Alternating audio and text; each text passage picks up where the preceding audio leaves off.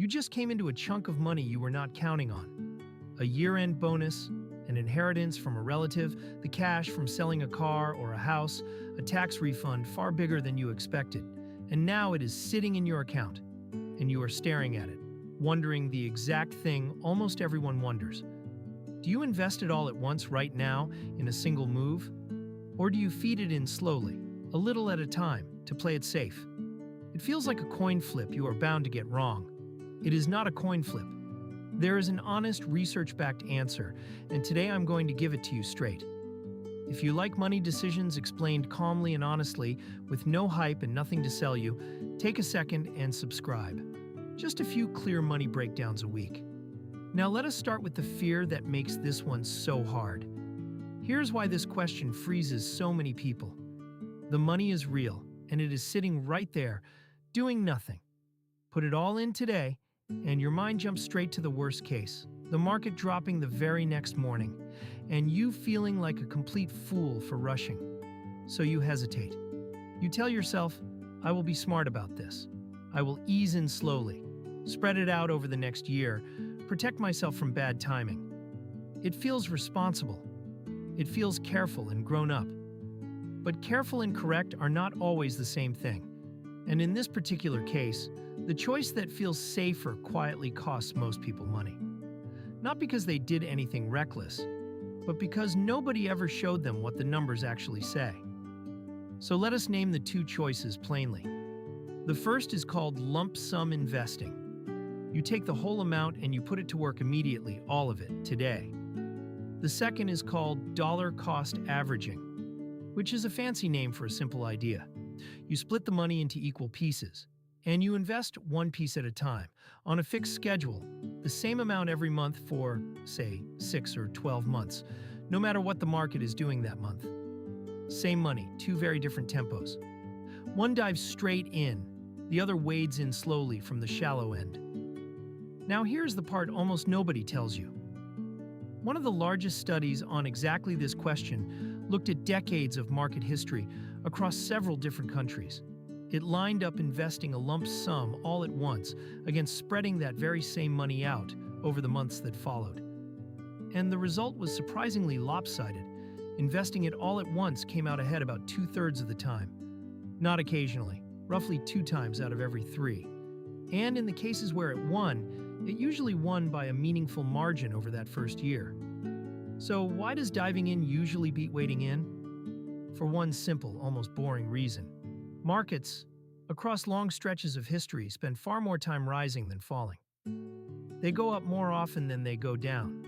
So the longer your money sits on the sidelines waiting for its turn, the more likely it is quietly missing gains it could have been earning. Think about what that waiting money is actually doing. In a savings account, it might earn a little. But the entire reason you are investing in the first place is that, over years, the market has tended to grow your money faster than cash sitting still ever could. When you spread a lump sum over a full year, on average, only about half of it is truly invested across that year. The other half is parked in cash, waiting its turn and choosing the slow lane. If this is already changing how you see that pile of money, subscribe so the next breakdown finds you. Because the honest answer has a second half that matters just as much as the first. Let us make it concrete with round numbers. Say you receive $30,000. Picture 2 versions of you. The first version invests the whole $30,000 today, every dollar working from day one. The second version decides to be cautious and invests $5,000 a month, spread evenly over 6 months. Now suppose that across those 6 months, the market drifts generally upward, the way it has done more often than not throughout history. The first version of you captured that entire climb on the full $30,000. The second version only had a slice of the money invested as prices rose, so a large share of it sat in cash and simply missed those early gains. When the market goes up while you are spreading your money in, the all-at-once version wins, and it is not especially close. But here's the honest other side, and it is real. If the market had instead fallen over those same 6 months, the cautious version would have come out ahead, because it held money back and bought in later at lower prices. That is the true trade.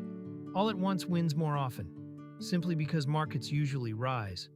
Spreading it out only wins in the rarer case that prices drop while you are feeding the money in. So how do you actually use all this? 3 honest steps. Step 1. Separate the two situations that people constantly confuse.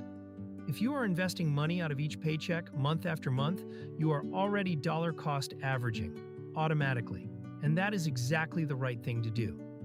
You do not have a lump sitting there, so you simply invest what you earn as you earn it. This entire debate is only about the other situation, a pile of money you already have in hand all at once and are trying to decide what to do with. Step 2. For that lump you are already holding, understand that the math leans toward putting it to work sooner rather than later.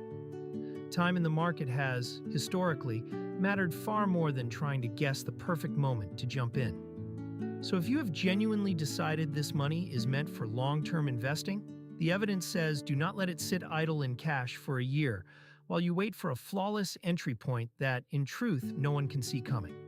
Step 3. And this is the one that keeps you sane. Respect your own stomach. The numbers favor all at once, but numbers are not the only thing that matters here. If putting every dollar in today would leave you genuinely sick with worry, and one bad week in the market would tempt you to panic and sell the whole thing at the bottom, then easing in over a few months is a perfectly reasonable price to pay for being able to sleep at night. A plan you can actually stick with will beat a mathematically perfect plan that you abandon at the first scary headline. So a very common and honest middle path is this. Invest most of the lump now and spread just the remainder over a few months, not over a whole year. So let us bring it home. If you already have a lump sum and it is truly meant for the long term, the research is clear. Investing it all at once has beaten spreading it out about 2/3 of the time because markets rise more often than they fall, and money left waiting in cash is money that is not working for you. Dollar cost averaging is not wrong.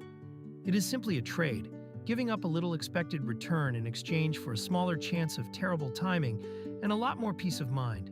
And if you invest from every paycheck, you are already doing the smart version of it, without even thinking about it. The people who do well here are almost never the ones who found the perfect moment. They are the ones who got their money working and then left it alone to grow. If this made a genuinely confusing choice, finally feel simple. Subscribe and stick around. It is the best way to keep these calm money breakdowns coming. Next time, we tackle the question every saver eventually hits. Once you are ready to invest, which account should you actually fill first? Your workplace plan, an individual retirement account, or a regular brokerage account? The right order to fund your accounts next time. And one honest note before you go. This is general education, not financial advice. The 2/3 figure comes from historical studies of past markets, and history is a guide, never a guarantee, so future markets can and certainly will behave differently.